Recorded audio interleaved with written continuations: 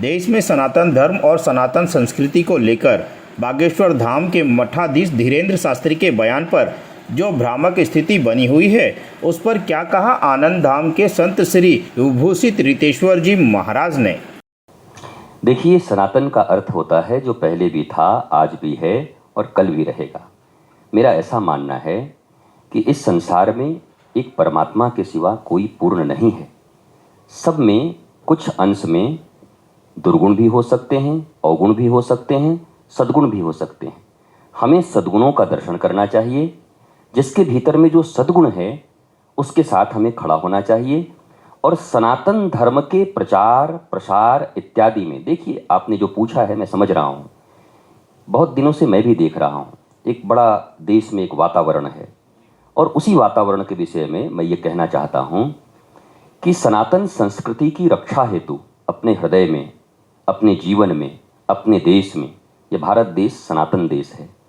इस भारत देश में सनातन की जो बात करते हैं, सनातन के संस्कृति के बारे में जो चर्चा करते हैं, जो कहते हैं, ऐसे में उन समस्त सनातन प्रेमियों और राष्ट्रवादियों को ऐसे महापुरुषों के साथ खड़ा होना चाहिए।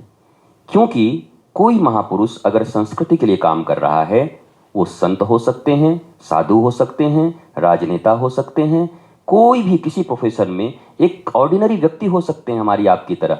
लेकिन अगर वो जीवन में सनातन का काम कर रहे हैं, सनातन के प्रति उनकी विचारधारा बहुत स्पष्ट है और वो समाज को एक स्पष्ट जीवन दे रहे हैं, लोगों के नशा के विरुद्ध अगर कोई अभियान चलाए हुए हैं, लोगों के भीतर कोई अच्छी बात प्रकट हो जाए उनके जीवन में, इसके लिए उन्होंने कोई अभियान चलाया हुआ है, तो एक मत से सबको समर्थन करना चाहिए। आप टेस्ट करने वाले कोई नहीं होते हैं।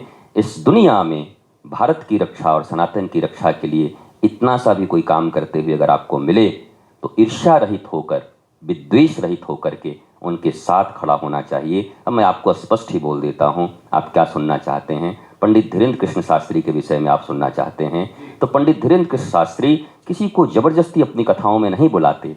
वो कथा में लोग आते हैं, कथा श्रवण करते हैं, उनकी कथाओं से सनातन का प्रचार होता है। सनातनी लोग अगर अच्छा फील करते हैं, सनातनी लोगों के भीतर में सनातन धर्म के प्रति भाव जगता है, तो निश्चित तौर पर किसी भी और चीज को और कारण को लेकर के विरोध करने का कोई औचित्य नहीं होता। बाकी आप सिद्धियों के विषय में पूछेंगे तो सिद्धि क्या है। देखिए, सिद्धि हमारे यहाँ है। हनुमान चालीसा को आप झूठ कैसे साबित करेंगे। अष्ट सिद्धि नवनिधि के दाता, असबर दिन जानकी माता। हाँ, उसके आगे हनुमान जी ने एक बात जरूर कही है, ये भारतवासियों को जरूर सुनना चाहिए। राम रसायन तुमरे पासा, सदा रहूं रघुपति के दासा। अर्थात राम रसायन, राम का नाम हमें लेना है, राम से हमें जुड़ना है। वो सिद्धियां और रिद्धियां भी हमारे किसी काम के नहीं। हनुमान जी कहते हैं हमें तो बस राम के चरणों का दास बनना है। तो अगर कथा हो रहा है, कथा में लोग अच्छे बन रहे हैं, कथा में लोग राम की चर्चा सुन रहे हैं, तो इसमें बुराई कहाँ है। अच्छी तो बात है, सनातन धर्म के प्रति लोगों का रुझान बढ़ रहा है।